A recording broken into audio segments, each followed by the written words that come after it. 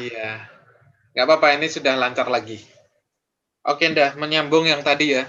Saya mengamati bahwa dari kegiatan-kegiatannya itu ternyata disupport oleh ZIS ya, zakat, infak, dan sodakoh ya. Serta untuk bagaimana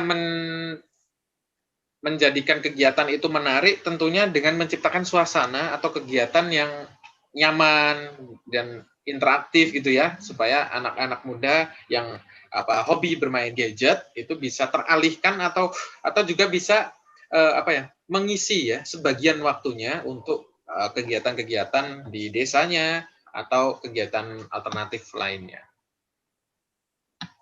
Oke, dah mungkin ada yang ingin disampaikan terkait dengan kegiatan dakwah dan kepemudaan tadi.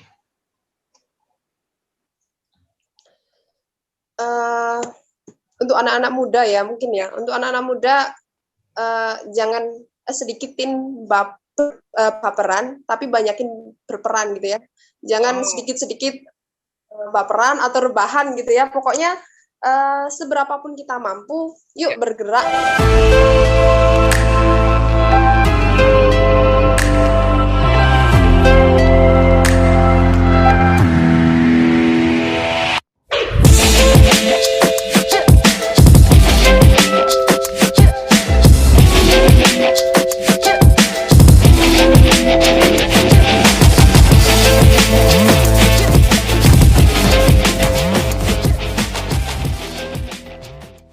Gitu aja sih.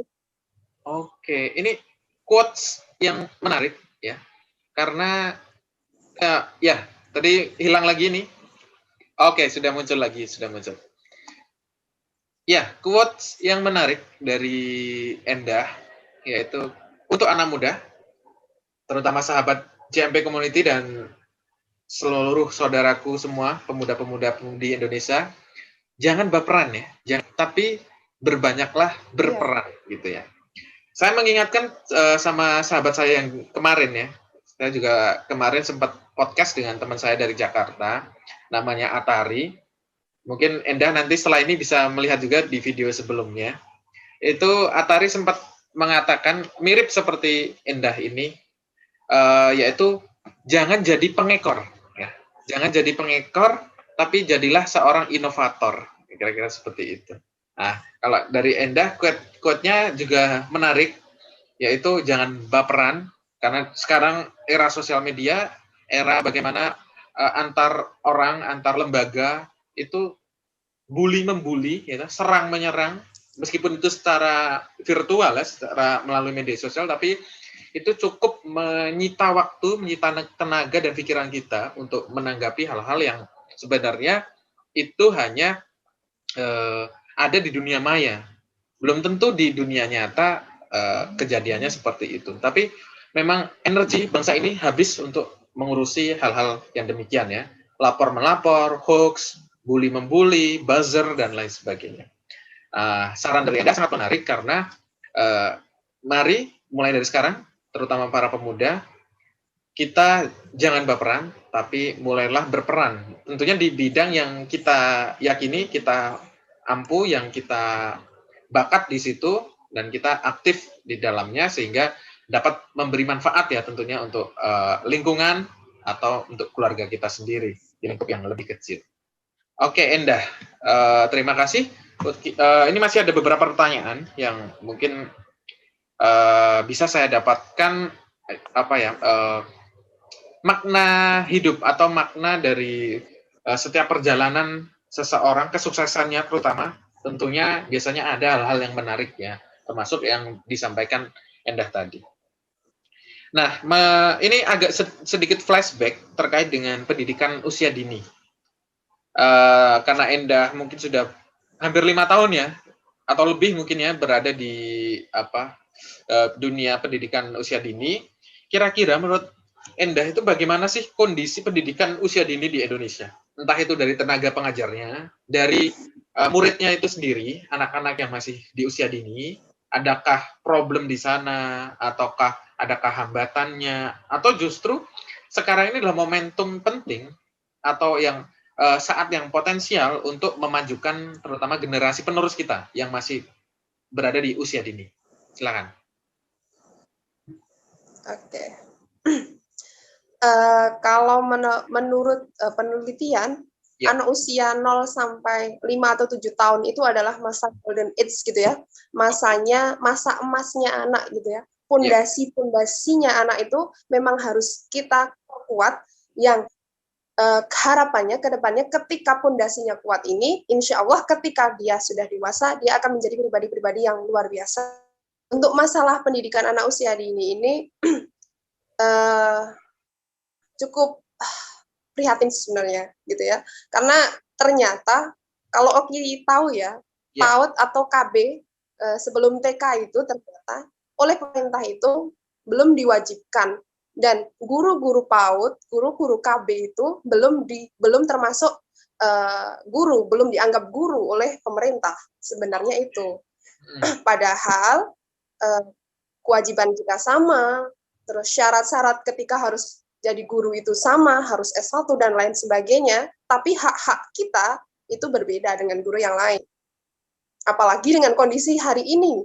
Hari ini itu corona kan, COVID ya, nah secara otomatis belajarnya di rumah, nggak di sekolahan gitu ya. Ini yang menjadi dilema para guru-guru hari ini. Karena apa? Karena KB atau PAUD itu PAUD non formal ya, itu karena tidak diwajibkan, jadi orang tua itu lebih memilih untuk tidak menyekolahkan anaknya, yang pertama. Yang kedua, kemudian proses pembelajaran di PAUD sendiri pun itu juga sangat terganggu ya. Bagaimana ketika dengan anak-anak yang masih usia 2, 3, 4 tahun, biasanya kalau di sekolahan itu kita harus meluk, harus gendong, dan lain sebagainya, harus membangun kedekatan hati ke hati, harus menyentuh mereka. Hari ini kita nggak bisa melakukan itu. Itu luar biasa sekali. Dan pembelajaran, mungkin kalau anak SD, SMP, SMA itu kan kita bisa transfer ilmunya ya dari Zoom, atau kita ngasih soal-soal. Kalau anak PAUD, anak usia dini, ya nggak mungkin juga kita ngasih PR gitu kan, nggak mungkin. Jadi betul. Ketika COVID nih ya, itu menyebabkan dua hal yang luar biasa, pekerjaan luar biasa dari guru PAUD. Yang pertama, mendidik anaknya dan mendidik orang tuanya. Seperti itu sih. Jadi harus transfer ilmu dulu nih ke orang tuanya. Double ya pekerjaannya ya? Iya, karena harus transfer dulu ke orang tuanya, baru nanti orang tuanya ini transfer ke anaknya. Seperti itu. Apalagi ya, dengan kondisi... Halo? Ya, silakan ini. Nih, tadi sampai mana ya? Dilemanya guru... Iya, double itu ya. Double job untuk di masa pandemi. Iya, apalagi ya, di masa pandemi ini kan orang tua sudah sibuk cari penghasilan, karena kan ekonomi juga merosot banget ya.